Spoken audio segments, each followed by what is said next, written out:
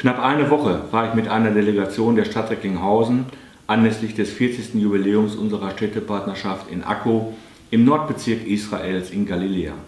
Akko ist eine alte Hafenstadt an der Küste des östlichen Mittelmeers und seit jeher ein gutes Beispiel für das Miteinander von Altem und Neuem sowie für Toleranz zwischen unterschiedlichen Kulturen und Glaubensrichtungen.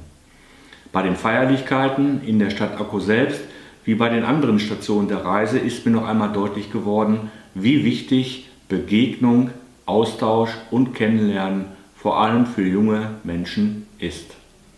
Wer unmittelbar erfährt, welche Bedeutung die großen Religionen und ihre Geschichte für die Menschen dort hat, wer miterlebt, in welch dichter Atmosphäre in Jerusalem bedeutendste religiöse Stätten des Judentums, des Christentums und des Islam beherbergt sind, wer Yad Vashem, das lebendige Denkmal des jüdischen Volkes für den Holocaust und Weltzentrum seiner Dokumentation, Forschung und Lehre besucht, wer sieht, welche Konsequenzen die Existenz von Siedlungen hat und wie die Menschen in ihnen und mit ihnen leben, der wird für die politische Situation in der Region und die Lebenssituation der Menschen eine stärkere Sensibilität entwickeln und ein tiefergehendes Gefühl dafür bekommen.